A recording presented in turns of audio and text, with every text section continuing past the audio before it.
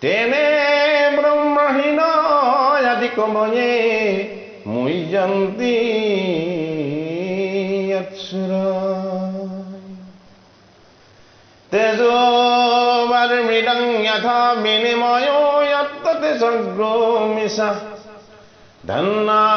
sena sadane rastakahakam satyam param dhimahi dharma pujjita kaityamavastu paramo nimatsya saranang satang vedang vastavamatra sivadang tapatrayo mulanam Srimad Bhagavate Mahamuni Kite Kingma Pararisara Sajdro Rehne Avaruddhata Yatta Kite Vesasabe Tatkhana Nigama Kalpataru Galitang Phalang Sukamukhatam Ritadava Sangyutam Piyata Bhagavatang Rasamalayang Muhuruhu Rasika Bhumi Bhabuka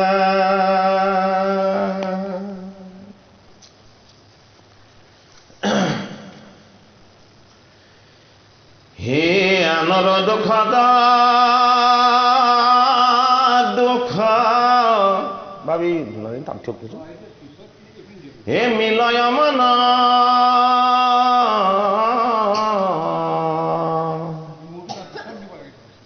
He nuhibe kakhato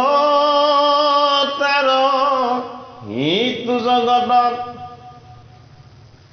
He khomoste lokara khoka koribanta khya এ সন্রে যেন সূৰ্যৰতা পক বিনাশ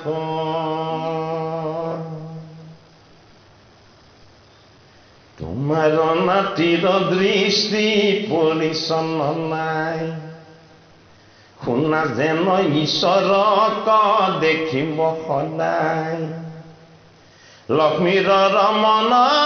জিতু জগত আধাৰ ভক্তৰ ইচ্ছায়ে নানা ধৰে অৱতাৰ সজ্জল মোক মেঘৰ সমতনু প্ৰকাশ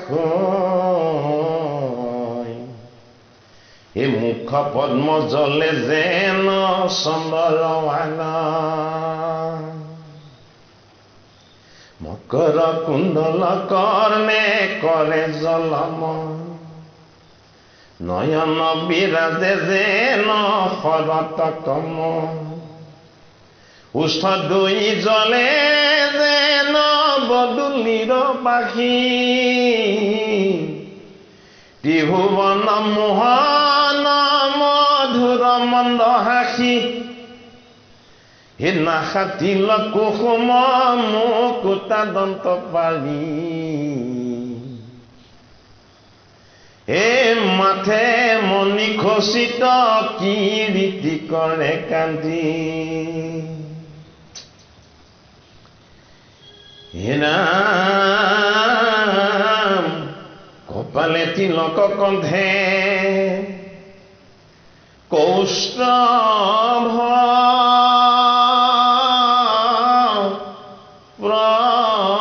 প্ৰকাশ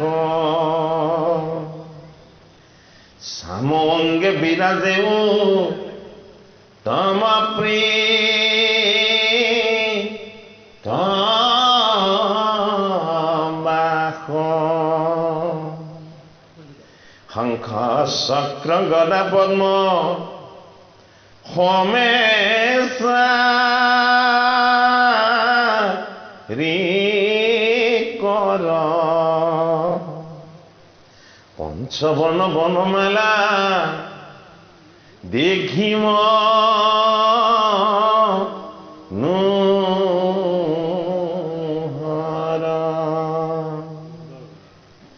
এ শিৱৎস লক্ষ্মীৰ সতা জলে উৰুস্থলে এ কম্বুকি বাবাৰো ৰত্ন হাৰতাক জলে হে অংগদ কংকন কৰ তলৱাৰ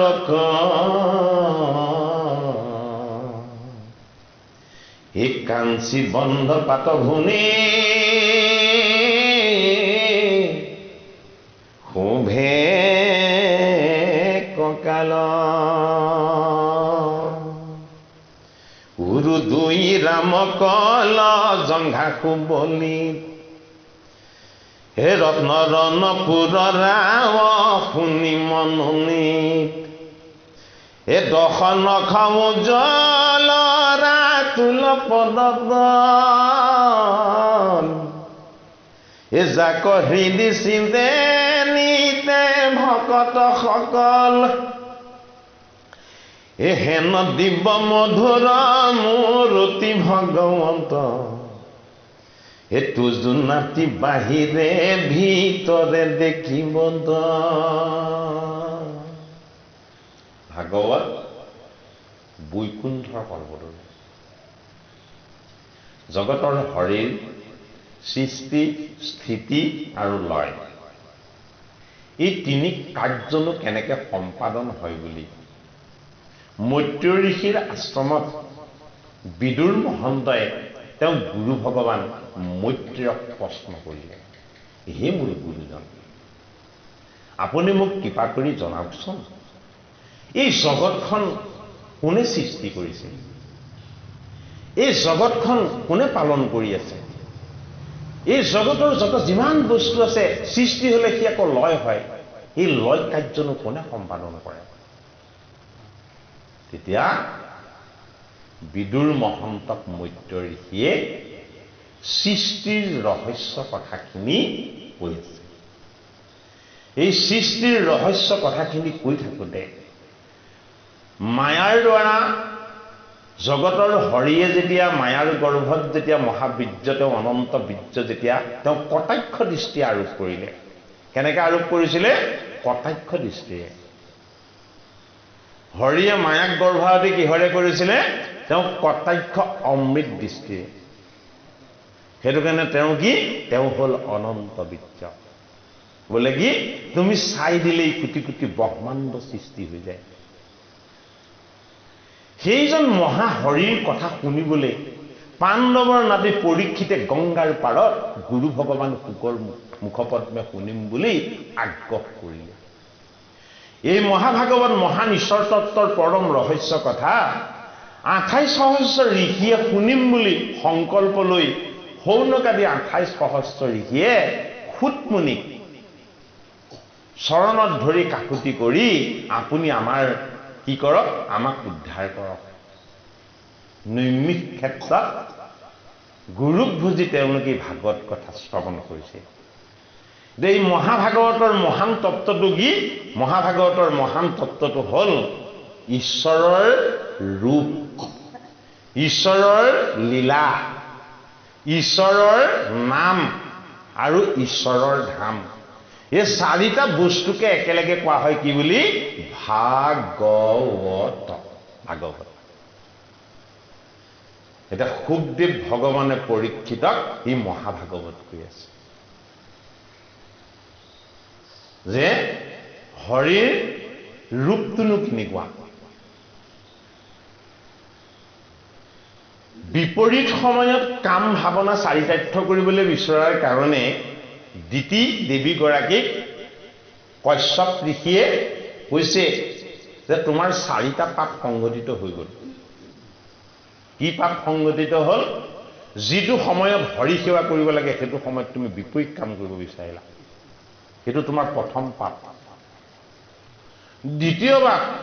এনে কাৰ্য কৰিব নালাগে বুলি মই তোমাক স্বামীয়ে বাধা দিছিলো, তুমি মোৰ বাধা নেমানিলা, এইটো তোমাৰ দ্বিতীয় পাপ। তৃতীয় পাপ, আমি যি কৰি আছো এই জগতত সমস্ত দেৱতাই দেখি আছে আৰু তাৰ ভিতৰতে সদায় তপস্যা হৈ কৰি হৃদয়ত ৰাম নাম জপ কৰি ঈশ্বৰ কৃষ্ণত সদায় বিলীন হৈ থকা এই তোমাৰ এই জোঁৱাই স্বৰূপ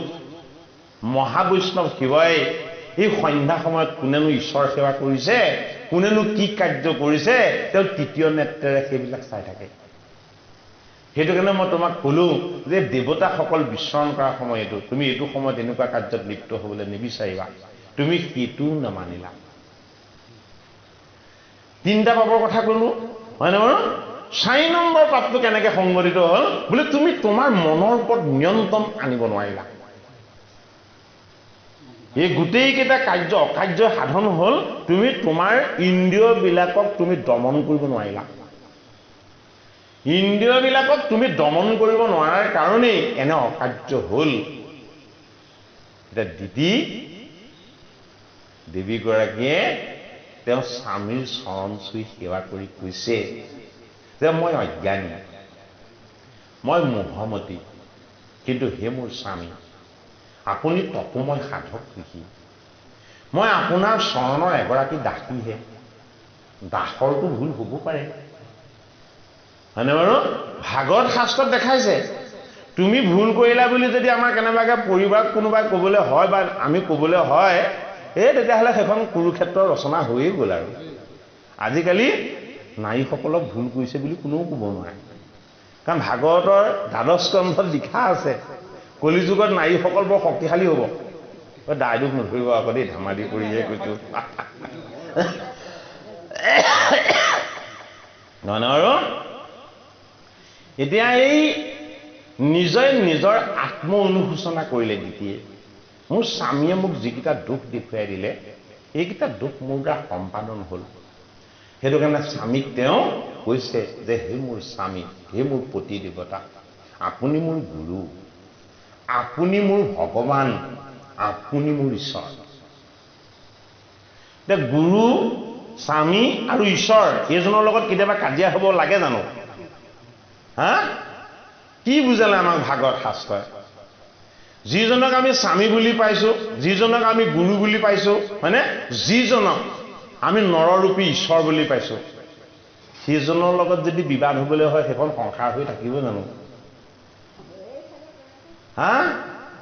সেইবোৰ হ'ব নালাগিবলৈ হ'লে ভাগৱত শ্ৰৱণ কীৰ্তন কৰিব লাগিব, হয়নে বাৰু? ভক্তি মাৰ্গলৈ আহিব লাগিব। ভক্তি মাৰ্গলৈ আহিলে কি হ'ব? আমাৰ ভুলবিলাকৰ শুধৰণি হ'ব। তেতিয়া কশ্যপ ঋষিয়ে তেওঁ ভাৰ্যাক ক'লে যে তোমাৰ গৰ্ভত 2টি সন্তানে স্থিতি ল'ব, এই 2টি সন্তান অত্যন্ত ভয়ংকৰ হ'ব, এই জগতৰ কাৰণে অকল্যাণকাৰী হ'ব, সন্ত মহন্তক পীড়া কৰিব সাধু সন্তক তেওঁলোকে ভক্তি নকৰিব নিজকে ভগৱান জ্ঞান কৰিব অত্যন্ত দুষ্ট স্বভাৱযুক্ত হ'ব তেতিয়া দ্বিতীয়ে সুধিছে ইমান যদি বেয়া হয় তাহলে মোৰ পুত্ৰকেইটাৰ মৃত্যু কেনেকৈ হ'ব কাৰণ বেয়া কাম কৰিলে মৃত্যুটো বেয়া ফালে যায় যে এতিয়া কশ্যপ হল কি কশ্যপ হল তপময় সাধক লিখি আগৰ জনমত ফুটপা হৈ দিব্য 12,000 বছৰ তপস্যা সাধন কৰি গৈছে সেই তপময় সাধনাৰ ফসল তেওঁ কশ্যপ ৰূপত জন্ম লওঁতে লগত লাগি আহিছে জীৱৰ লগত সাধনাৰ যি শক্তি সেই শক্তি যোগ হৈ সংযোগ হৈ গৈ থাকে আমি যদি এতিয়া ভক্তি কৰিছো এই ভক্তি আমাৰ জীৱটোৰ লগত সংযোগ হৈ গৈ থাকিব আমি যদি এটা বেয়া কাম কৰিছো তেতিয়া হলে আমাৰ বেয়াখিনি আমাৰ জীৱটোৰ লগত সংযোগ হৈ গৈ থাকিব তেতিয়া কশ্যপ ঋষিয়ে তপময় সাধনা কৰি মহাহৰিক ধ্যান কৰিলে মহাহৰিক ধ্যান কৰাৰ লগে লগে ভৱিষ্যতৰ বহুতখিনি কথাই হৰিৰ কৃপাত কশ্যপ ঋষিয়ে দেখা পাই গ'ল তেতিয়া তেওঁ ভাগজা দিতিক কৈছে যে হে দেৱী ওচৰলৈ আহা প্ৰথম হে দেৱী তুমি আৰু চিন্তা কৰিব নালাগে তোমাৰ পুত্ৰ স্বয়ং নাৰায়ণৰ হাতত মৃত্যু হ'ব এতিয়া দ্বিতীয় অভিনন্দন কৰিছে যে মোৰ দুখ হ'ল মোৰ পাপ হ'ল মোৰ অপৰাধ হ'ল কিন্তু কৰুণাময় হৰিয়ে মোক এটা ডাঙৰ কৃপা কৰিব বলে কি মোৰ পুত্ৰৰ বাহমনৰ হাতত মৃত্যু নহয় কাৰো অভিসম্পাদন মোৰ পুত্ৰৰ মৃত্যু নহয় মোৰ পুত্ৰৰ মৃত্যু হ'ব কাৰ হাতত জগতৰ হৰিৰ হাতত এইটো কিমান সৌভাগ্যৰ কথা দ্বিতীয় কৈছে এওঁলোক যেতিয়া বেয়া হ'ব অহংকাৰী হ'ব অভিমানী হ'ব তামসী হ'ব গতিকে এওঁলোকক মই মোৰ গৰ্ভত 100 বছৰ ধৰি ৰাখিম 100 বছৰলৈকে যাতে এই বেয়াবিলাক জগতলৈ আহিব নোৱাৰে কিন্তু সময় হোৱাৰ লগে লগেই তেওঁলোকে ভূমিলে আহিবই লাগিব যেতিয়া ভূমিলে আহিব বুলি গম পালে তেতিয়া কৈছে যে মোৰ পুত্ৰকেইটা বাৰু নাৰায়ণৰ হাতত মৃত্যু হ'ব কিন্তু সি মোৰ স্বামী আমাৰ বংশটোৰ পাপবিলাক কেনেকৈ দূৰ হ'ব তেতিয়া কশ্যপ ঋষিয়ে কৈছে তুমি মহাভাগ্যৱান হে দেৱী তোমাৰ গৃহত আহি জগতৰ হৰিৰ কৃপাত সংলাদ অনুহ্লাদ হ্লাদ আৰু আটাইতকৈ কনিষ্ঠ হৈ জন্ম ল'ব প্ৰহ্লাদ হিৰণ্যকশিপুৰ পুত্ৰ কেইজন জন্ম হ'ব 4জন ডাঙৰজনৰ নাম হ'ল সংলাদ তাৰ পাছৰজনৰ নাম হ'ল অনুহ্লাদ আৰু তাৰ পাছৰজনৰ নাম হ'ল হ্লাদ আৰু একেবাৰে কনিষ্ঠজনৰ নাম হ'ব কি প্ৰহ্লাদ এই প্ৰহ্লাদ কি হ'ব এই প্ৰহ্লাদে যতেই বহক কিয় হৰিক ধ্যান কৰিব হৰিক উপাসনা কৰিব হৰিৰ চৰণ চিন্তা কৰিব আৰু এই চৰণ চিন্তাত মহাহৰি তোমাৰ নাতি প্ৰহ্লাদৰ প্ৰতি অত্যন্ত সন্তুষ্ট হ'ব এতিয়া প্ৰহ্লাদে ঈশ্বৰৰ যিটো ৰূপ দৰ্শন জন্ম হলে পাব কশ্যপ ঋষিয়ে হৰিৰ কৃপাত সেই ৰূপটোৱে দৰ্শন পাই গ'ল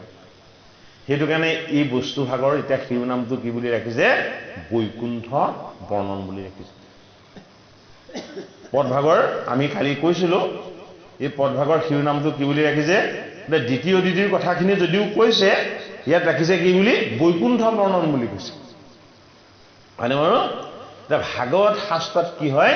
যিটো শ্ৰেষ্ঠ বস্তু তাকহে বেছি ভালকে দেখুওৱা হয় যিটো বস্তুৰ যোগেদি যিটো তত্ত্বৰ যোগেদি এই জগতত জীৱবিলাকৰ কুশল মংগল আৰু কল্যাণ হয় সেইটো বস্তুকে বেছি ভালকে দেখুৱাবলৈ বিচৰা হয় এইটো কাৰণে অদিতিৰ এই যিখিনি বেয়া ভাৱনা আছিলে সেইখিনি সংক্ষেপ কৰিলে প্ৰহ্লাদৰ যিখিনি গভীৰ ভক্তিৰ ভাৱনাযুক্ত ঈশ্বৰ তত্ত্বৰ কথা আছিলে সেইখিনি অকমান বিস্তৃত কৰি আমাক কৈছে হয়নে বাৰু গতিকে আমিও বুজিব লাগিব এই কাণ দুখনেৰে যাতে ভাল কথা বেছিকে শুনিবলৈ ইচ্ছা কৰোঁ পৰ চৰ্চা পৰ নিন্দা এইবিলাক আমি শুনিবলৈ ইচ্ছা কৰিলে নহ'ব আমি ভালখিনি যিখিনি আমাৰ হৃদয় সাত কৰিব যিখিনি আমাৰ অন্তৰখন নিৰ্মল কৰিব আমি সেইখিনি শ্ৰৱণ কীৰ্তন কৰিবলৈ বিচাৰিব লাগে সেইখিনি কি সেইখিনি হ'ল মহাভাগৱত এতিয়া কশ্যপ ঋষিয়ে তেওঁ ভাৰ্যা দিতিক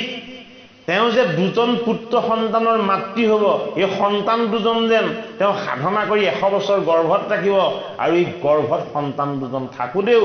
ঈশ্বৰৰ স্পৰ্শ পাব লাগিব কেনেকৈ পাব কশ্যপ ঋষিয়ে দৰ্শন কৰিলে বৈকুণ্ঠ আৰু কাক কৈ দিলে তেওঁ ভাৰ্যা দিতিক কৈ দিলে এই বৈকুণ্ঠৰ ৰূপ তত্ত্ব বোলে কি বৈকুণ্ঠত মহাহৰিয়ে কণ্ঠত কৌস্তভ গলত শিৱৎস অলকাৰ পাণ্ডি হয়নে শংখ চক্ৰ গদা পদ্ম চতুৰ্ভুজ ৰূপ কটিত মেখলা পৃত বস্ত্ৰ অনন্য সুন্দৰ হৈ মৃদু মৃদু হাঁহি তেওঁ সমস্ত জনক যেন কৃপা কৰি আছে কৰুণা কৰি আছে এই ৰূপ বৰ্ণনা কশ্যপ ঋষিয়ে দৰ্শন পাই তেওঁ ভাৰ্যা দেৱী দিতিৰ আগত এই ৰূপটো বৰ্ণনা কৰি আছে কিন্তু ৰূপটো কোনে দেখা পাব প্ৰহ্লাদে দেখা পাব গতিকে এজন ভকতৰ যদি সংযোগ হয় বৈষ্ণৱৰ যদি সংযোগ হয় এজন পবিত্ৰ বৈষ্ণৱৰ যদি কেনেবাকে ভূমিভাগলৈ অহাৰ যদি কেনেবাকে সম্ভাৱনাৰ পথ প্ৰশস্ত হয় পিতৃ মাতৃয়ে সেই পুণ্যৰ ভাগ তেওঁ জগতলৈ অহাৰ আগতেই লাভ কৰে আমাক এইটো ভাগৱত শাস্ত্ৰত সেই ভাগো দেখাইছে হে উৰুদৈ ৰাম কল জংঘা শুবলি হে ৰত্নৰনপুৰ ৰাম শুনি মনুনি এ দশনখ উজ্জ্বলৰা তুলপদত ও যাক হিদি চিন্তে নিতে ভকত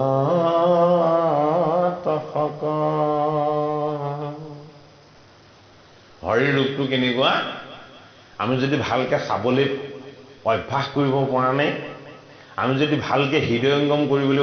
অভ্যাস কৰিব পৰা নাই তেতিয়াহ'লে তেওঁৰ ৰূপটো আমি কীৰ্তন কৰিব লাগে ঈশ্বৰ কৃষ্ণৰ শুনিও কমহে পুৰুষ লক্ষণ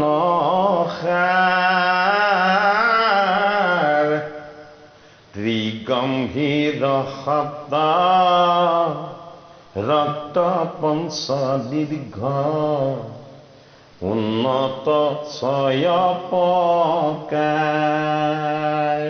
কৃষ্ণৰ কেইটা পুৰুষ লক্ষণৰ কথা ক'লে 21টা পুৰুষ লক্ষণৰ কথা ক'লে ত্ৰিগম্ভীৰ শব্দ ৰক্ত পঞ্চ দীৰ্ঘ উন্নত ছয়পকাৰ হয়নে বাৰু পৰশুৰাম প্ৰভুৱে কেইবাৰ পৃথিৱী প্ৰদক্ষিণ কৰিছিলে 21 বাৰ পৃথিৱী প্ৰদক্ষিণ কৰিছিলে হয়নে বাৰু সপ্ত স্বৰ্গ সপ্ত বৈকুণ্ঠ আৰু সপ্ত পাতাল মুঠ তত্ত্ব কেইটা 21টা হয়নে ঈশ্বৰ কৃষ্ণৰ পুৰুষযুক্ত তত্ত্বগত লক্ষণো কেইটা 21টা গমন গম্ভীৰ বচন গম্ভীৰ গম্ভীৰ নাভি কমল হি ত্ৰিগম্ভীৰ স্মৰণে কৃষ্ণৰ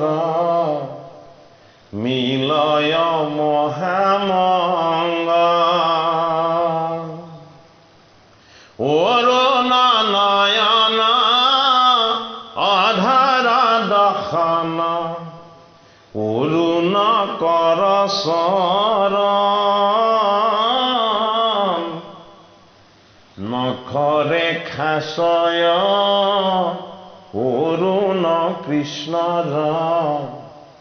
স্মৰণে দুখ তাৰ সুদীৰ্ঘ নয়ন গ্ৰীবা বাহু পদ আউৰ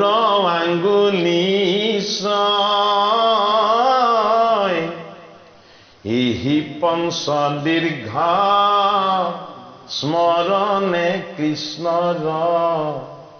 মিলে মহামহুদয় স্কন্ধাই উন্নত ধ্ৰুৱনাশা পদ উন্নত নখ হৃদয় ইহিচয় স্থান উন্নত কৃষ্ণৰ স্মৰণে মুখ মিলায় কৃষ্ণ কি কৃষ্ণ পৰম পুৰুষ এই পৰম পুৰুষৰ পবিত্ৰ লক্ষণবিলাক ক'ত প্ৰকাশ হ'ব নৰৰ গাত প্ৰকাশ হ'ব তেওঁ কি তেওঁ হ'ল নাৰায়ণ সেইটো কাৰণে গাৰ্গী বুলি এগৰাকী দেৱী আছিলে নহয় বিখ্যাত হয় নহয় গাৰ্গী কি গাৰ্গী জ্ঞানৰ আটাইতকৈ শীৰ্ষস্থানত তেওঁ উপস্থিত তেওঁ সমান গুণী জ্ঞানী সেই সময়ৰ সাধন দেৱী কোনো নাই গাৰ্গী ইমানেই জ্ঞানৰ ভাণ্ডাৰ মিথিলালৈ গৈ তেওঁ সীতা মাতাক কেইটামান প্ৰশ্ন সুধিছিলে মিথিলা ৰাজ্যলৈ গৈ সীতা মাতাক তেওঁ কেইটামান প্ৰশ্ন সুধিছিলে তাৰে এটা প্ৰশ্ন সুধিছিলে যে হে জনক পুত্ৰী তুমি কোৱাচোন অস্ত্ৰৰ ভিতৰত শিৱৰ ত্ৰিশূল হয়নে ব্ৰহ্মাৰ ব্ৰহ্মদণ্ড বা পদ্ম বিষ্ণুৰ সাৰংগ কোনটো অস্ত্ৰ আটাইতকৈ শ্ৰেষ্ঠ কথাখিনি শুনক দেই আপোনালোকে তেতিয়া সীতাই উত্তৰ দিছিলে যে সেইবিলাক অস্ত্ৰ ঈশ্বৰৰ তত্ত্বৰূপ সেইবিলাক অস্ত্ৰ ঈশ্বৰৰ তত্ত্বৰূপ সেইবিলাক অস্ত্ৰ এখন অস্ত্ৰ নৰৰ কাৰণে শ্ৰেষ্ঠ নহয় কাৰ কাৰণে শ্ৰেষ্ঠ নহয় এখন অস্ত্ৰ এটা অস্ত্ৰ নৰৰ কাৰণে শ্ৰেষ্ঠ নহয় সেয়া শ্ৰেষ্ঠ সেই তিনি দেৱৰ কাৰণে নৰৰ কাৰণে শ্ৰেষ্ঠ অস্ত্ৰ হ'ল কি কৰুণা অস্ত্ৰ যদি আপুনি এই জগত আৰু জীৱৰ প্ৰতি কৰুণাৰ ভাৱ আপুনি প্ৰত্যয় বিশ্বাস আৰু আত্মচেতনা জগাই তুলিব পাৰিছে তেতিয়াহ'লে আপুনি সাধনময় শিৱ হ'ব যদি জগতৰ প্ৰতিটো জীৱৰ প্ৰতি আপোনাৰ বিষ্ণুময় বিচাৰ হৈছে তেতিয়াহ'লে সেয়া কি সেয়া ব্ৰহ্মাৰ দৰে সৃষ্টিকৰ্তাৰ সাধনময় তত্ত্ব হ'ব আৰু এই জগতৰ প্ৰতিটো বস্তুৰ প্ৰতি যদি আপুনি প্ৰেম যদি ৰাখিব পাৰিছে তেতিয়াহ'লে ঈশ্বৰৰ সাৰংগ ধনুৰ শক্তি সামৰ্থ্য তাতে পাব তেতিয়া গাৰ্গীয়ে গ'লে শেষ প্ৰশ্ন মই তোমাক এতিয়া এটা সুধিম প্ৰশ্ন সোধাজনেও প্ৰশ্ন সুধিছে আৰু উত্তৰ পাই তেওঁ আচৰিত হৈছে গতিকে আমাৰ কাৰণে আটাইতকৈ শ্ৰেষ্ঠ অস্ত্ৰ কি কৰুণা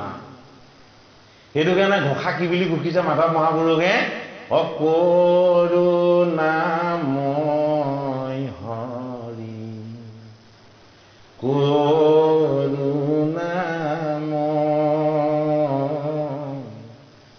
অকৰিও কৃপা যেন উচিত সুধিছে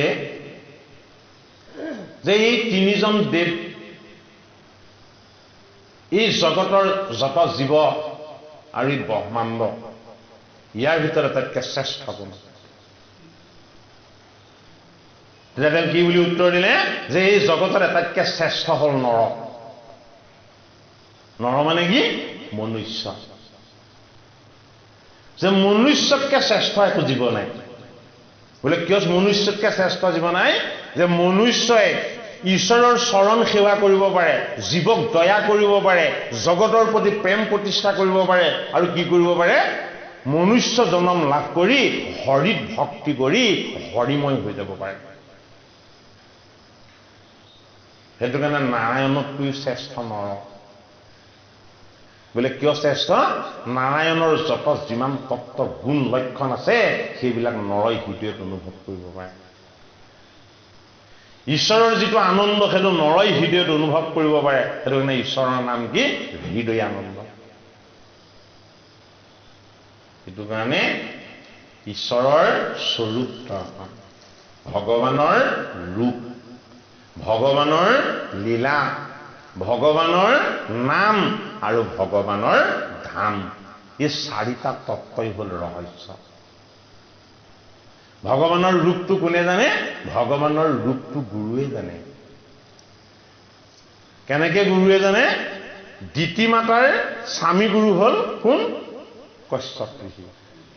হয়নে সেইটো কাৰণে কশ্যপ ঋষি তেওঁ স্বামীৰ কাৰণে ঈশ্বৰৰ ৰূপটো তেওঁ ভাগ্যাক কৈছে পৰীক্ষিতে শুকত শৰণ আশ্ৰয় ললে আৰু শুকে কি কৰিছে ঈশ্বৰ কৃষ্ণৰ ৰূপ বৰ্ণনা কৰিছে সেয়াই নহয় কৃষ্ণৰ যি লীলা সমস্ত লীলা বেকত কৰিছে কৃষ্ণৰ যি বৈকুণ্ঠ ধাম এই বৈকুণ্ঠ ধামত ঈশ্বৰ প্ৰভু কেনেকৈ থাকে বৈকুণ্ঠৰ ঈশ্বৰ তত্ত্ব কি কৰিছে প্ৰচাৰ কৰিছে আৰু কি কৰিছে যে ভগৱানৰ যশ লীলা কীৰ্তন কৰি শুনাইছে তৃতীয় স্কন্ধত বৈকুণ্ঠ বৰ্ণন কোনে কৰিছে এতিয়া কশ্যপ ঋষিয়ে কৰিছে কাৰ আগত কৰিছে তেওঁ ভাৰ্যা দিতিৰ আগত কৰিছে হে ৰাম ধন্য ধন্য দক্ষৰ নন্দিনী ভাগৱতী তুজু বংশে বৈষ্ণৱ হৈ বন্তমুতপতি এক গতি ভক্ত যদি বংশত ও 21 পুৰুষতাৰ উদ্ধাৰ কৰ কৃষ্ণৰ 21টা পুৰুষ লক্ষণৰ কথা কলো মানে এই 21টা পুৰুষ লক্ষণৰ যদি তত্ত্ব আমাৰ হৃদয়ঙ্গম হয় তেতিয়াহ'লে সেইজনৰ দ্বাৰা 21 পুৰুষ উদ্ধাৰ হ'ব পলাদে কৰিছে সেইটোকে কৈছে এতিয়া দ্বিতীয়ে ক'লে যে মোৰ পুত্ৰ দুটা ভকতক পীড়া কৰা দুষ্ট হ'ব বুলি শুনি মোৰ বৰ দুখ লাগিছে কিন্তু আনন্দ লাগিছে হে মোৰ স্বামী বোলে কি এই দুষ্ট মোৰ পুত্ৰ দুজনকো ঈশ্বৰ প্ৰভুৰ স্পৰ্শ লাভ হ'ব বাহমনৰ ব্ৰহ্মময় অভিশাপত তেওঁলোকৰ মৃত্যু নহয় জগতৰ হৰিৰ পুণ্য স্পৰ্শত তেওঁলোকৰ মৃত্যু হ'ব তেতিয়া কশ্যপ ঋষিয়ে আকৌ কি কৰিছে অভিনন্দা কৰিছে কাক তেওঁ ভাৰ্যা দিতি মহাপতি যে হে দেৱী আৰু এটা খুব ভাল ভৱিষ্যতৰ এটা সংকেত আছে মই তোমাক কওঁ শুনা তোমাৰ বংশলে যে বৈষ্ণৱ নাতি এজন আহিব এই বৈষ্ণৱ নাতিজন তোমাৰ মোৰ জীৱনজোৰা সাধনাৰ ফলতহে আহিব হয় না জীৱনজোৰা সাধনাৰ ফলতহে আহিব আৰু এই বৈষ্ণৱ নাতিজন আহিলে কি হ'ব জানা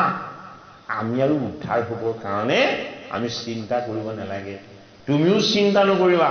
সেইজন নাতি জন্ম হলে আমাৰ 21 পুৰুষ উদ্ধাৰ হ'ব গতিকে আমি বাৰু 21 পুৰুষ উদ্ধাৰ কৰিব নালাগে আমি নিজকে উদ্ধাৰ কৰিবলৈ যত্ন কৰোচোন মানে বাৰু নিজে যাতে আমি উদ্ধাৰ হ'ব পাৰোঁ তাৰ কাৰণে আমি কি কৰিব লাগিব যত্ন কৰিব লাগিব হৰিক শৰণ ল'ব লাগিব হৰিক ভজিব লাগিব ভকত বৈষ্ণৱ সাধু সন্তৰ চৰণ সেৱা কৰিব লাগিব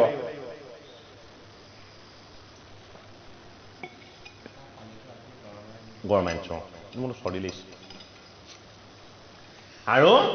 কি কৰিব লাগিব ভগৱত প্ৰেম ঈশ্বৰ প্ৰেম আমাৰ কি হ'ব লাভ হ'ব লাগিব ঈশ্বৰ প্ৰেম যদি আমাৰ হয় তেতিয়া কি হ'ব আমাৰ জীৱটোৰ সদ্গতি হ'ব এই ঈশ্বৰ প্ৰেম লাভ হ'বলৈ আমি কি কৰিব লাগিব কৃষ্ণ ভকতৰ সংগত গীতা ভাগৱত শ্ৰৱণ কীৰ্তন কৰি এই জীৱন্ত কালতে হৰি সুখৰ আনন্দত আমি পান কৰিব লাগিব মুহুৰ আছয় জানো ভাগ্য পৰ্যন্ত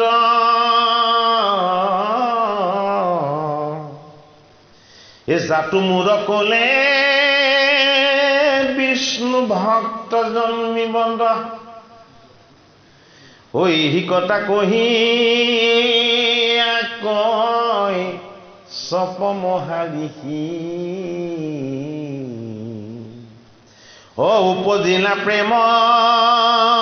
মনে থাকিলা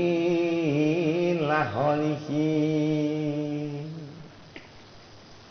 দিতি শুনিলে কনাতি হইব ভাগৱত অপাৰমানন্দ আশী মিলিল মন এ পুত্ৰ দুইক যুদ্ধ কৰি কৃষ্ণে মাৰি বন্ধ এ যশস্যাৰে যুক্ত হৈব আকৌ জানিলন্দ এ মনত উৎসৱে ৰহিলন্ত দিতি সতী আত্মনন্তৰে শুনা কথা মহামতি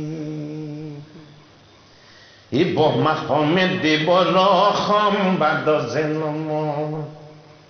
এই আক নিৰপণতাক কৰোঁ সত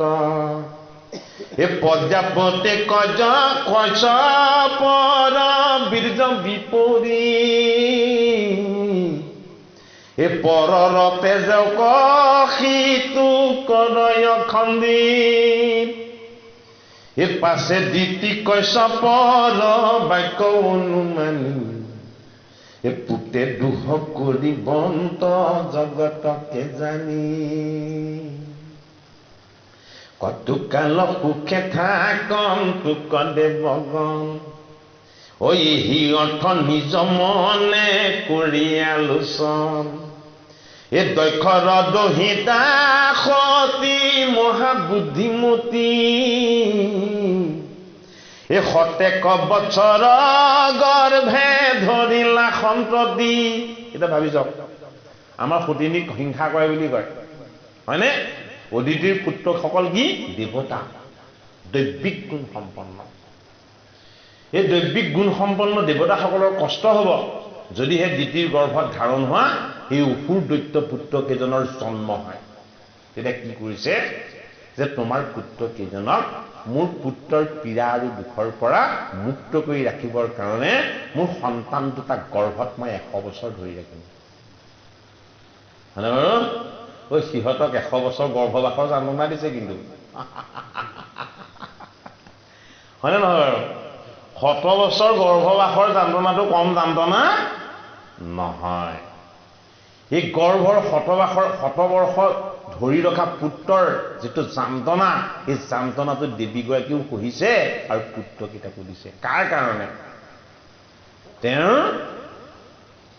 অদিতিৰ পুত্ৰসকলৰ সুখ শান্তি আৰু আনন্দৰ কাৰণে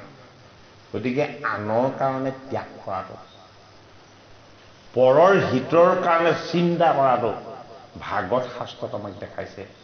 এনেকুৱা হিত চিন্তা কৰিছে যে যিটো হিত বেলেগ কোনো আজিলৈকে কৰিব পৰা নাই সেইটো কাৰণে আমাক কোনোবাই ফোনত প্ৰশ্নও সোধে যে ভাগৱতত যে থাকে এই কিছুমান আসুৰী চৰিত্ৰ এটা দিতিৰ চৰিত্ৰটোৱেই তেওঁ দৈত্যৰ মাতৃ হ'ল পুত্ৰকেইটাক দেৱতাবিলাকৰ বিপৰীতে উচতাই দিলে এই চৰিত্ৰবিলাকৰ যোগেদি সেই দেৱীগৰাকীৰ জানো দুখ হোৱা নাই তেনেকে প্ৰশ্ন কৰে মানে বাৰু আচলতে সেইটো নহয় তেওঁৰ দ্বাৰা জগতৰ হৰিয়ে হৰিৰ গুণদোষ আৰু লীলা প্ৰকাশ কৰিছে যাক মাধ্যম হিচাপে লৈ জগতৰ হৰিয়ে তেওঁৰ যশ গুণ আৰু লীলা প্ৰকাশ কৰিব আৰু তেওঁ কেনেকৈ পাপৰ ভাগী হ'ব হয়নে বাৰু সেইজন কেতিয়াও পাপৰ ভাগী হ'ব নোৱাৰে সেইটো কাৰণে ভাগৱতত থকা প্ৰতিটো চৰিত্ৰই কি পৰম পবিত্ৰ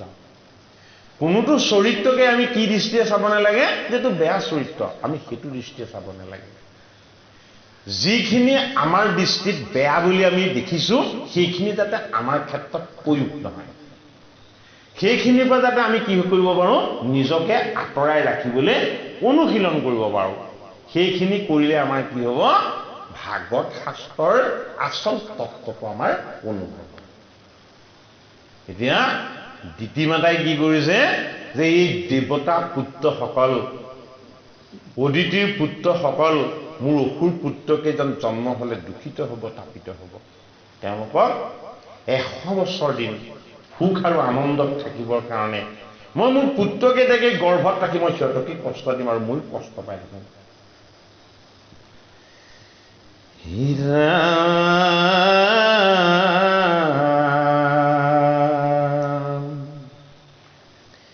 হে দক্ষৰ দুহিতা সতী মহাব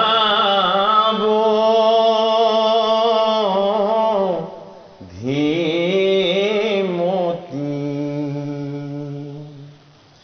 এই শতেক বৎসৰ গৰ্ভে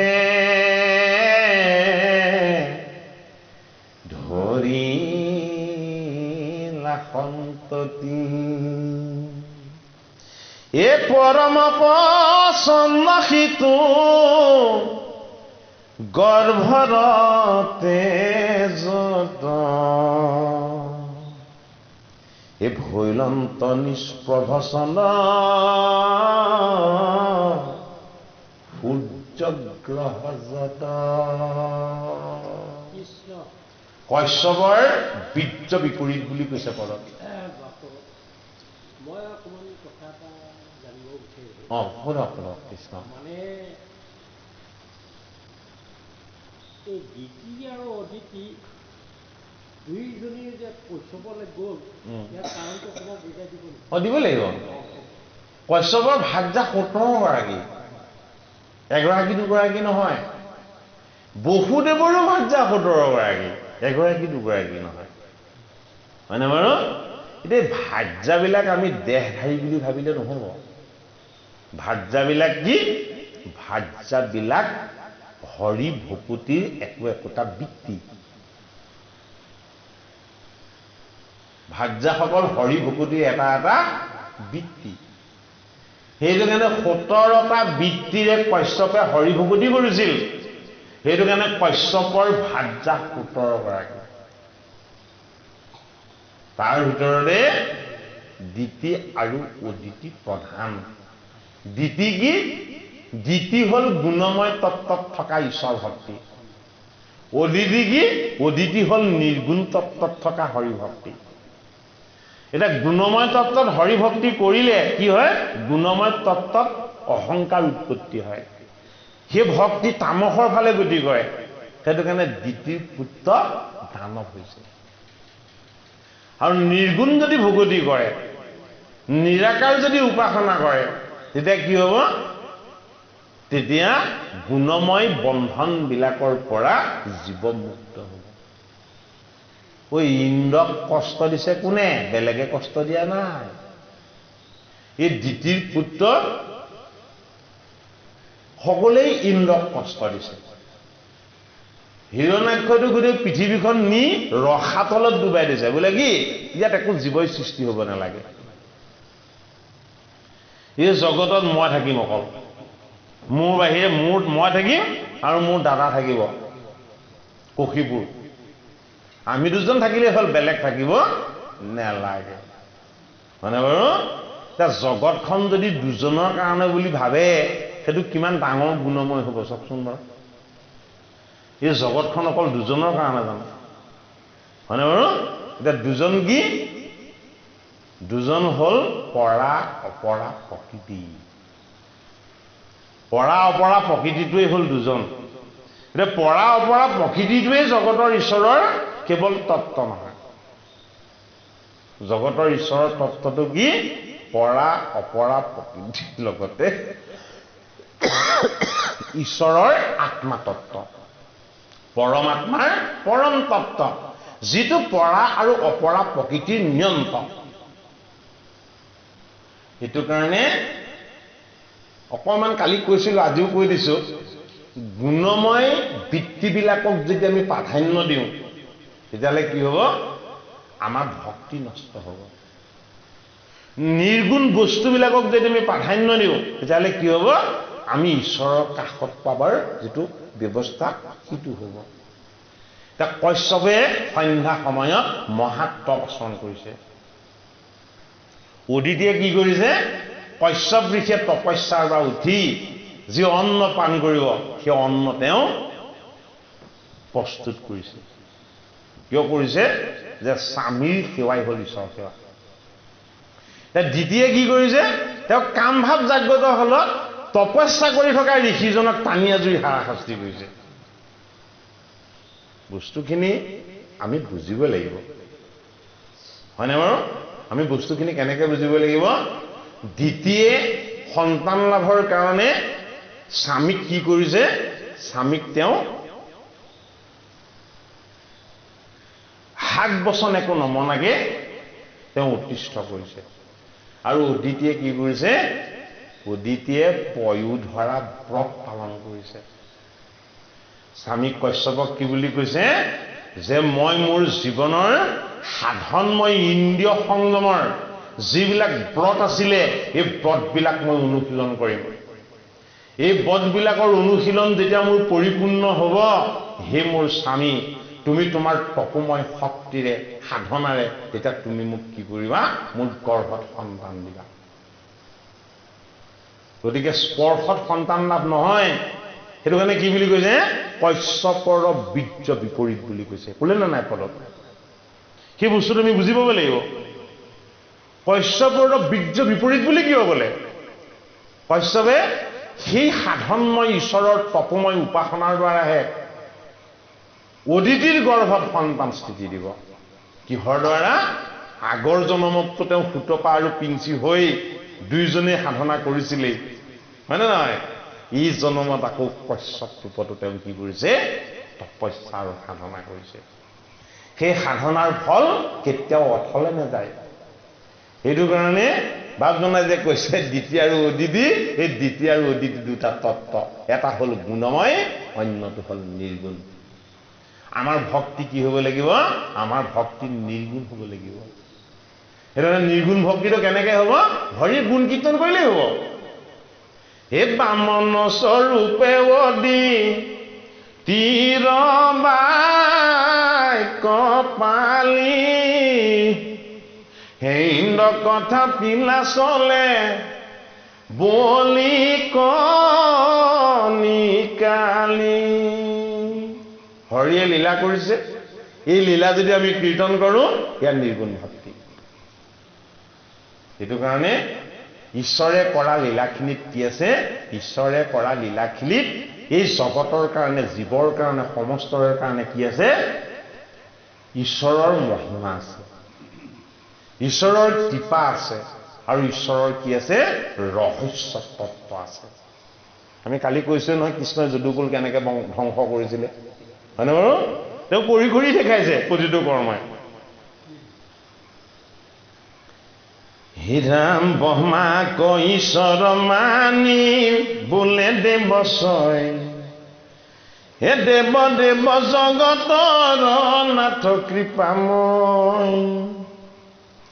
এ জাত হন্তে আমি কবে ভৈলো মহাভয় অকমান থাকি গৈছে দেই হীৰাম আৰু এক হেতু নজানন্ত দেৱগণ ব্ৰহ্মাৰ থান কবে কৰিলা গমন এই দিব্য সভা মধ্যে বহি আছে প্ৰজাপতি এ সিদ্ধ মুনি গন্ধৰ্ব পাশে চতুৰ্ভীতি কথাখিনি কোনে কৈ আছে মৈত্ৰ ঋষি কৈ আছে বিদুৰ মহন্ত নহয় মৈত্ৰ ঋষিৰ আশ্ৰমত গংগাৰ পাৰত পৰীক্ষিত নৃপতিয়ে শুনি আছে সহস্ৰ ঋষিৰ লগত হয়নে বাৰু আৰু নৈমিষ ক্ষেত্ৰত 28 সহস্ৰ সৌনকাদি ঋষিয়ে শুনিছে শুকৰ শিষ্য সুতমুনিৰ মুখপত্নে এতিয়া মহামতি বিদুৰক মৈত্ৰ ঋষিয়ে কৈছে হে বিদুৰ মহামতি বৈকুণ্ঠৰ ঈশ্বৰৰ ৰূপটোৰ কথা মই তোমাক ক'লো যিটো ৰূপ কশ্যপ ঋষিয়ে সাধনাৰ দ্বাৰা দৰ্শন পাই তেওঁ ভাৰ্যা দ্বিতীৰ আগত বৰ্ণনা কৰিছিলে এতিয়া মই তোমাক যেতিয়া দিতিৰ গৰ্ভত 100 বছৰ অতিক্ৰম কৰিবৰ সময় হ'ল তেওঁৰ সন্তান দুটা যেতিয়া তেওঁ গৰ্ভত বাঢ়িবলৈ ল'লে চন্দ্ৰ আৰু সূৰ্যৰ পোহৰবিলাক পৰিবলৈ ল'লে গোটেইখন অন্ধকাৰ হ'বলৈ ল'লে আন্ধাৰ নামিবলৈ ল'লে অমংগলৰ চিহ্ন দেখা পাবলৈ ল'লে আৰু দেৱতাসকলে কি কৰিছে ভয়ত তস্তমান হৈছে কি হৈছে ইয়া আমাৰ স্বৰ্গটো নাথাকে আমি থাকিম নে নাথাকিম এটা সমস্তখিনি বিপদৰ সমাধান কোনে কৰি দিব পাৰে বৈষ্ণৱে সেইটো কাৰণে বিষ্ণুৰ ওচৰলৈ দেৱতাসকল নাই যোৱা দেৱতাসকল কাৰ ওচৰলৈ গৈছে সৃষ্টিকৰ্তা ব্ৰহ্মাদেৱৰ ওচৰলৈ গৈছে ব্ৰহ্মা কি ব্ৰহ্মা এজন বৈষ্ণৱ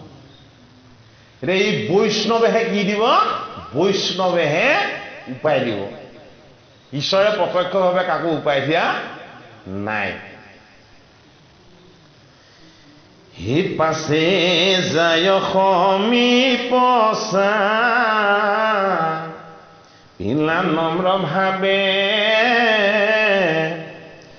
স্তুতি কৰি কাৰ্য বিনা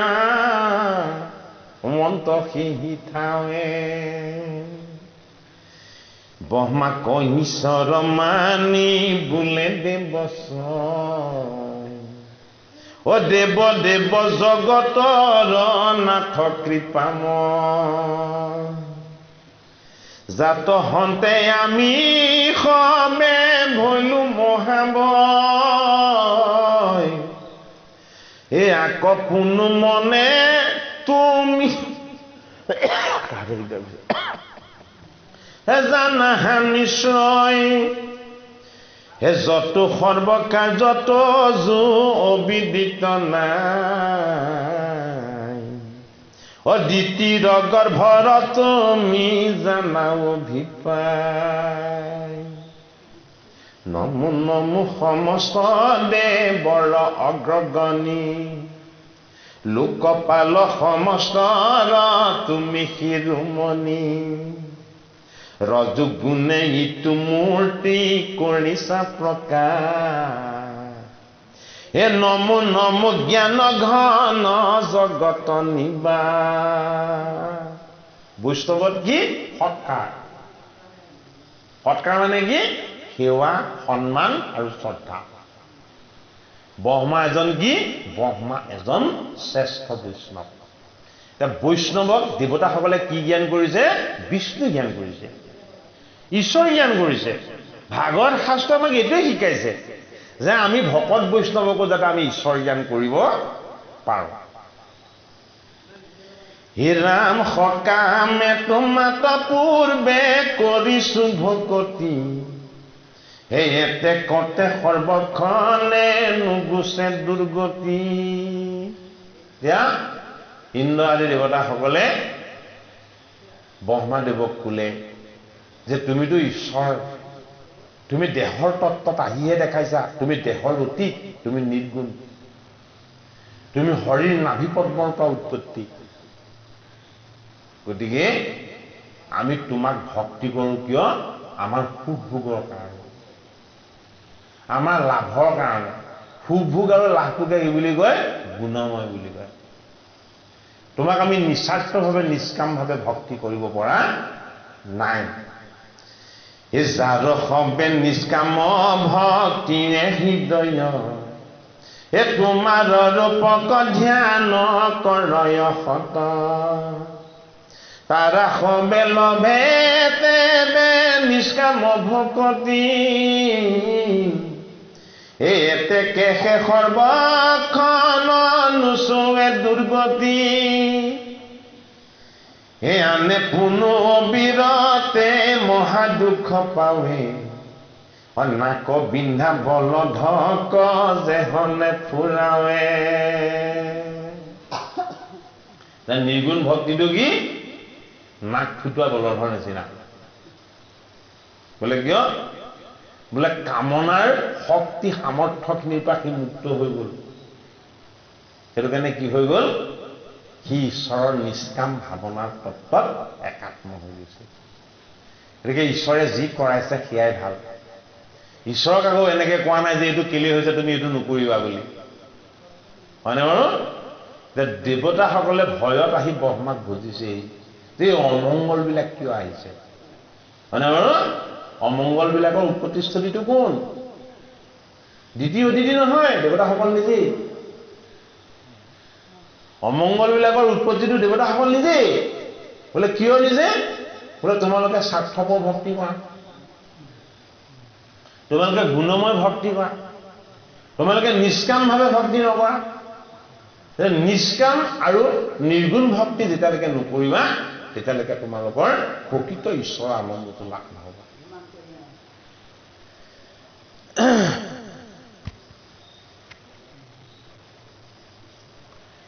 হে নমো নমো হেন কৰ্ম ফলদাতা দেৱ হে আমি সবে দেৱত যো পাৱে কৰো সেৱা হে আবে প্ৰভু আপদিয়া দেৱক কৃপাই সকৰুণ দৃষ্টি দিয়া চাহিবে জোৱাই এ লোকৰ কুশল বাপ কৰিতে জোৱাই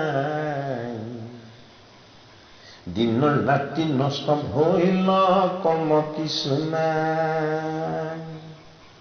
আমাহাৰ আপনৰ শুনিও কাৰণ কশ্যপে বিদিত বীৰ্য কৰিলা অৰ্পণ সেহি গৰ্ভে বাহে দিশ অন্ধকাৰ কৰি তাৰ তেজ লাগি আমি সবে যাওঁ মৰি এই জানি নাথয়াবে চিন্তি উপায় নুহিতে বেতজু সৃষ্টি সবে নষ্ট যায় মূৰ্তি অবলন্ত কথা শুনাৱা তপৰ দেৱতা খবৰ বাক্য শুনি সৃষ্টি এনেকে সেই কথাখিনিকে বিদুৰ মহন্তক মৈত্ৰ ঋষিয়ে কৈ যে ইমান সময় দেৱতাসকলে ব্ৰহ্মাদেৱক স্তুতি উপাসনা কৰি তেওঁলোকৰ যিখিনি অপৰাধ হৈছে দুখ হৈছে সেইখিনি সিদ্ধ হৈছে সেইখিনি ব্ৰহ্মাৰ আগত স্বীকাৰ কৰিছে যে হে ব্ৰহ্মাদেৱ আমি তোমাক সকামভাৱে ভক্তি কৰোঁ আমাৰ নিস্বাৰ্থ নিষ্কাম প্ৰেম হোৱা নাই গতিকে তুমি আমাক কৃপা কৰা তুমি সৃষ্টি কৰা এই সৃষ্টিখন এতিয়া কি হ'ব প্ৰলয়ত ডুব যাব তোমাৰ সৃষ্টিত এতিয়া কি হ'ব অমংগল হ'ব তোমাৰ সৃষ্টিৰ অমংগল দূৰ কৰিবৰ কাৰণে তুমি যাতে আমাক কৃপা কৰা আমি তোমাৰ ওচৰত সেইটো কাৰণে আহি শৰণ লৈছোঁ আশ্ৰয় লৈছোঁ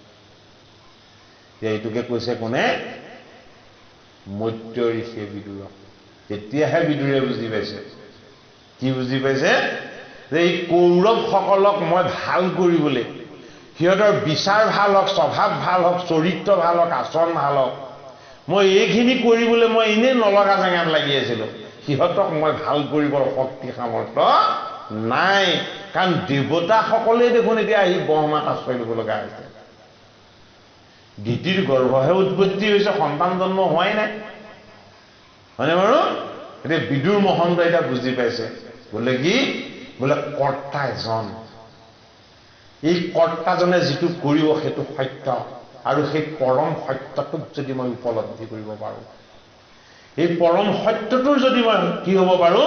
একেবাৰে নিকট হ'ব পাৰোঁ এয়াই মোৰ গুৰু আৰু ঈশ্বৰৰ কৃপা হিৰাম দ্বিতীয় কুচেষ্টা তাক মনে জানিলন্ত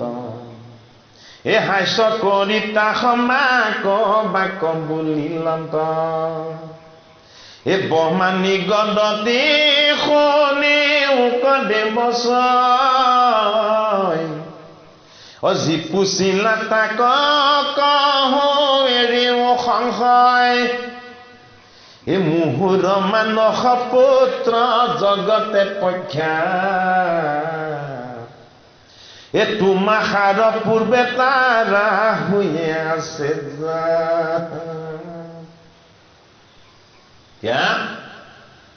ইন্দ্ৰক দেৱতাসকলক সৃষ্টিকৰ্তা ব্ৰহ্মাই ক'লে তোমালোকো সিদিনাহে জন্ম হৈছা কশ্যপ ঋষিৰ উৰকত মানে বাৰু মই প্ৰথম যেতিয়া সিদ্ধকেইজনক সৃষ্টি কৰিছিলোঁ মানে মোৰ ভূমধ্যৰ পৰা যেতিয়া মই ৰুদ্ৰক সৃষ্টি কৰিছিলোঁ ঠিক তাৰ পাছতেই মোৰ কোলাৰ পৰা নাৰদ সৃষ্টি হৈছিলে তোমালোকতকৈ কিমান গুণে তেওঁ ডাঙৰ আগৰ এইটো তোমালোকে কল্পনাই কৰিব নোৱাৰিবা এই নাৰদেও আহি এদিন মোৰ ওচৰত আহিছিলে কিন্তু নাৰদে যিটো সুধিছিল তোমালোকে সোধাতকৈ প্ৰশ্নটো বেলেগ আছিল বুজি পাইছেনে বাৰু কথাখিনি তোমালোকে তোমালোকৰ দুখ যান্ত্ৰণা কষ্ট ব্যথা মোক এইখিনি জনাইছা নাৰদে কিন্তু তেওঁ ব্যক্তিগত একো দুখ দুৰ্দশা কথাই মোক একো কোৱা নাই তেওঁ মোক যিটো ক'লে যিটো মোক সুধিলে তোমালোকে প্ৰথমতে সেইটো এবাৰ শ্ৰৱণ কৰি লোৱা সেইটোৱে কি সেইটোৱে হৈ নাৰদৰ বৈকুণ্ঠ দৰ্শন কাৰ দ্বাৰা দৰ্শন হৈ গ'ল সৃষ্টিকৰ্তা ব্ৰহ্মাৰ দ্বাৰা বৈকুণ্ঠ দৰ্শন হৈ গ'ল কাৰ দিতি কাৰ দ্বাৰা কশ্যপ ঋষিৰ দ্বাৰা হৰিৰ ৰূপ দৰ্শন হৈ গ'ল হীৰাম হে খনক সুনন্দ আৰু সনত কুমাৰ হে সনাতন সমে সবে বালক আমাৰ ইয়াত এটা তত্ত্ব বিচাৰ আছে আমি তত্ত্ব বিচাৰটো আপোনালোকক জনাইছোঁ সৃষ্টিকৰ্তা ব্ৰহ্মাই এতিয়ালৈকে ঈশ্বৰৰ নাম লোৱা নাই